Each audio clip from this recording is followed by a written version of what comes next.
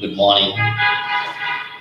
Good morning, ladies and gentlemen, colleagues, juniors, and aspiring to be HR professionals. Good morning, everyone. I hope everyone is fine and having a good time and day. And today's topic of discussion will be on essential skills for the strategic HRM leader. I repeat, today's topic will be on essential skills for the strategic HRM leader.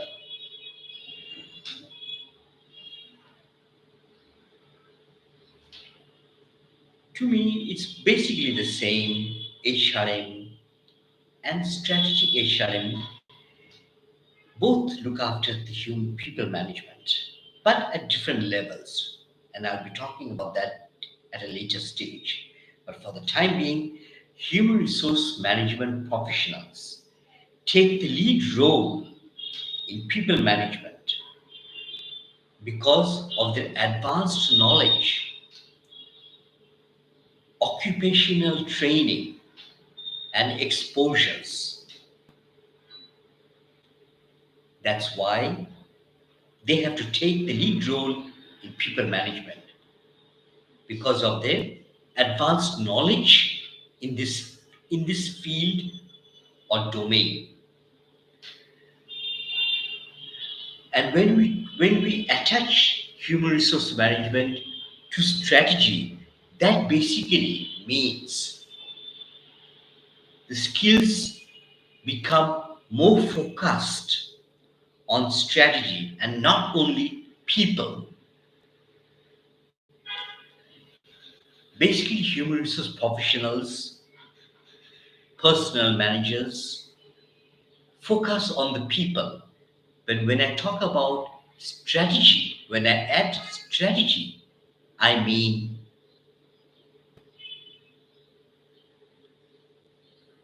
to include topics like market, competition, and it is more market centric, whereas HRM, people management, was more people centric. Both HRM and SHRM deal with people, but only the focus has changed slightly. One is more strategic oriented, another level is about human resource, which is about dealing with people issues. But both deal with people, and both actually share the same skills to some extent at different levels.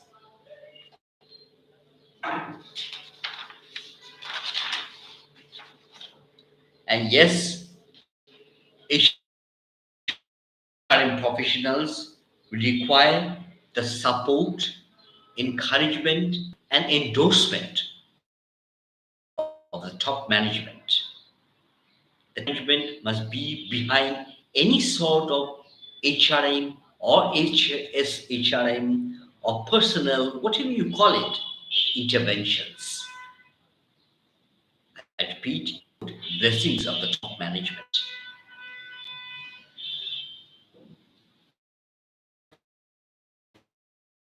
In order to understand SHR, which is Strategic Human Resource Management, I think we need to know, or we need to refresh our memories of the origin of human resource management.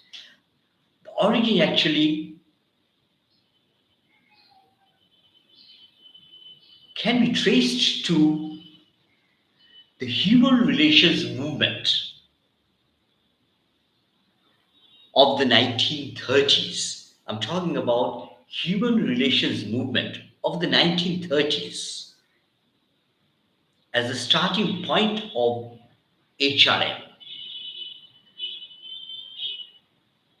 I can go back, I can take this further back, but for the time being, Let's start from human relations movement, where the focus was actually on improving the conditions of the workplace. That's where actually everything started. The workplace must be improved to motivate the employees to work. The state was deplorable at that time. We are talking about industrialization at that period, and to some extent, workers were actually exploited. That's when the human relations movement began, who took an active interest to safeguard the interests of the workforce. Then we come across another professional role is the that's about the welfare officer.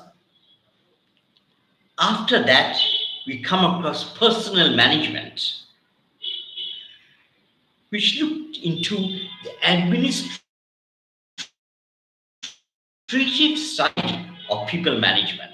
From personal management, we come to human resource management, where we are dealing with human resources holistically. And then today, we come across another role, which is human resource management, where we have attached human resource management and strategy together. The focus is now on, to some extent, it is market centric. But remember, my friends, my colleagues, my juniors, nothing is being replaced. Just the qualities are added. We are adding something new in every appropriate time, but not being replaced. And this is the changes are due to generation literacy, technological advancements,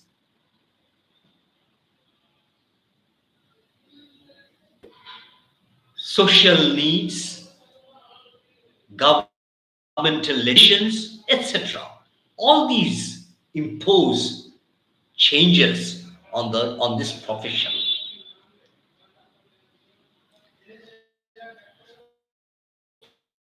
Even political changes in the country have an impact on how we actually deal with people issues.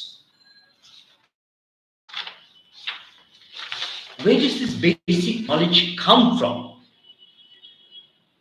It comes from management, psychology, philosophy, sociology, law, obviously, social welfare, public administration, international relations, etc. All these subjects have actually identify learning gap through observation, performance appraisals, moments of crisis, etc. All these can be the turning point and may ask for new skills on its own. I've dealt with employee development in my last episode, as far as I remember.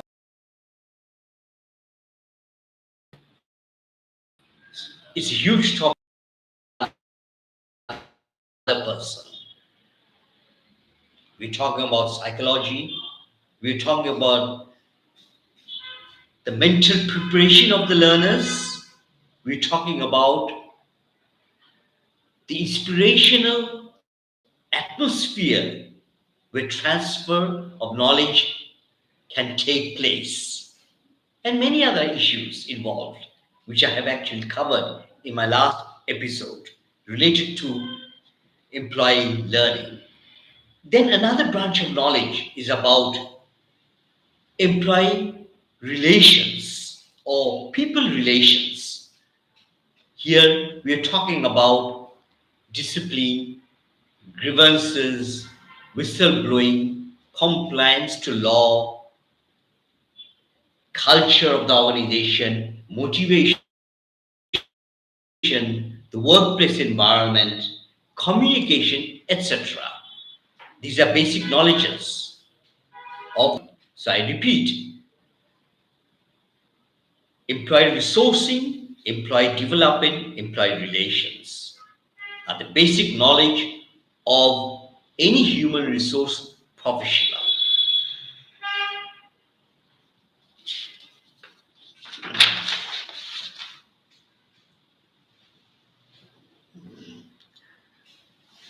New items, with the passage of time, many new items can be added, will be added out under these headings or under a new branch of knowledge, because knowledge doesn't stand still, knowledge moves. What does strategic human resource professional look into? What do they do? What do they look into?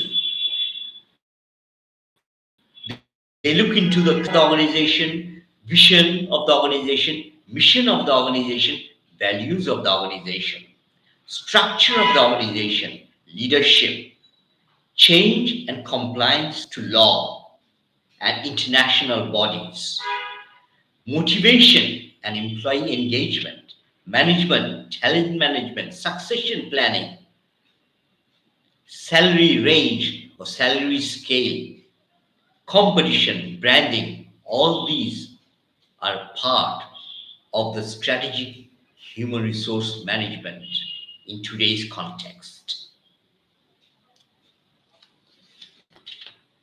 I repeat, culture, vision, mission, values, structure of the organization, leadership, change and compliance, management, talent management, succession planning, salary scale, market, competition, branding,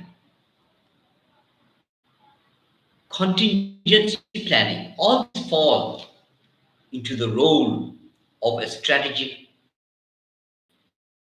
human resource management leader.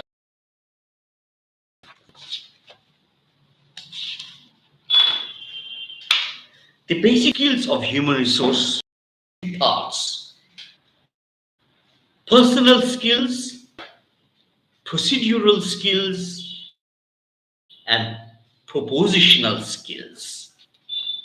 Personal skills: communication, influencing skills, motivational skills, good usage of logical skills, good reasoning skills, looking beyond a long term perspective, getting along with people, on time and punctuality. My friends, leaders lead by example. Remember this. And as HRM leaders, people are looking at us all the time. We must set good examples. Good listening skills, oral skills at the formal and informal level, understanding the signs of vibes of the workplace environment. These are the personal skills of a strategic human resource management leader.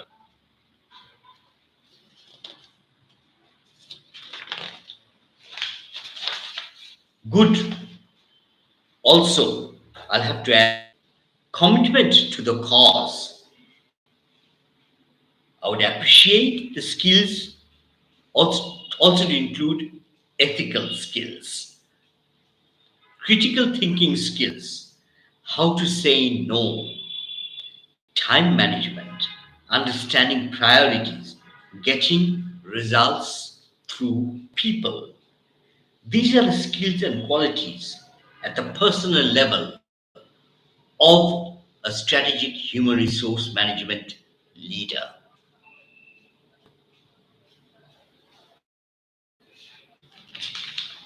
Skills. What does actually procedural skills mean? It means understanding of the procedures, processes, and systems of human resource management. Being aware of the company rules and regulations, good working knowledge of laws related to people management, learning and transfer of knowledge, delegation skills, mentoring and counseling, good administrative skills. These are the procedural skills of a strategic human resource management leader.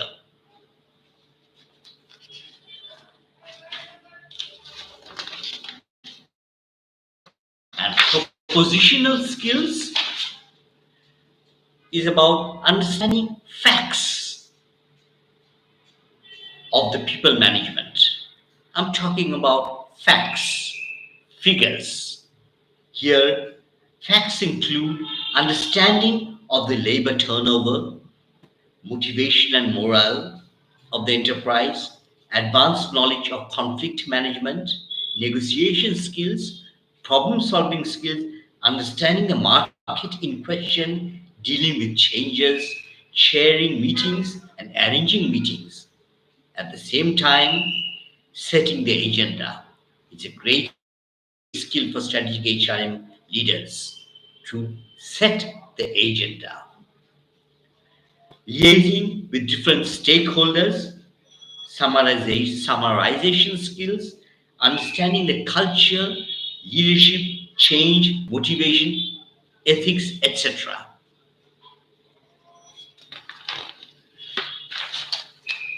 All will include good commercial awareness,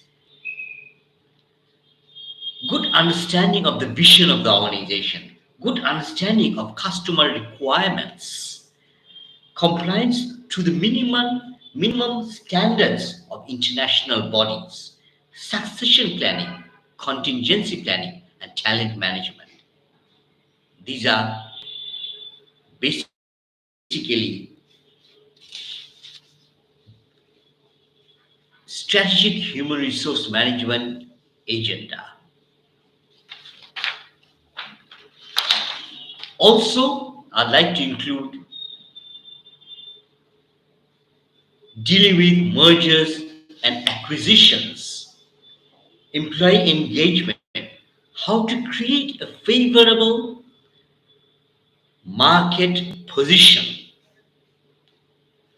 For all the above mentioned skills, the following qualities seem to be very relevant. What are the qualities we must have to support the activities? We must be trustworthy. People must trust us.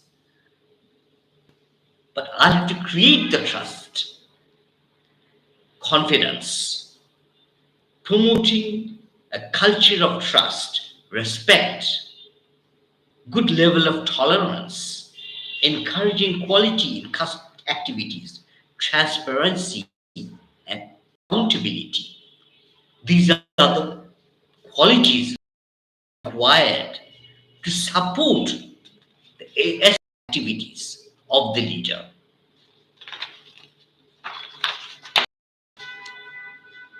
To conclude, all the above mentioned points are immensely rich in literature, and one PowerPoint will not really serve the cause of learning. That's why I've decided to deal with all the items, taking each item into one episode. That's how, because I can't cover all these aspects in one episode. That's why I'll deal with all the different issues but taking one concept at a time. In my next episode, I'll be talking about leadership. As I said earlier, all the topics that I've mentioned are immensely rich in literature. That means I have to study quite. I'll have to focus and study before I can provide a lecture and a PowerPoint. So my next topic of discussion will be on leadership. It is a very exciting topic on its own. After all, we are leaders. At the same time, it's our responsibility to actually promote leadership among others within the organization. But we need to know what is leadership. Next topic.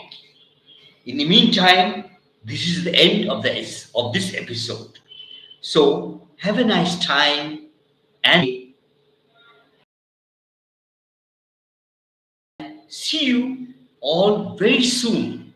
Stay calm. God bless you all. Bye bye.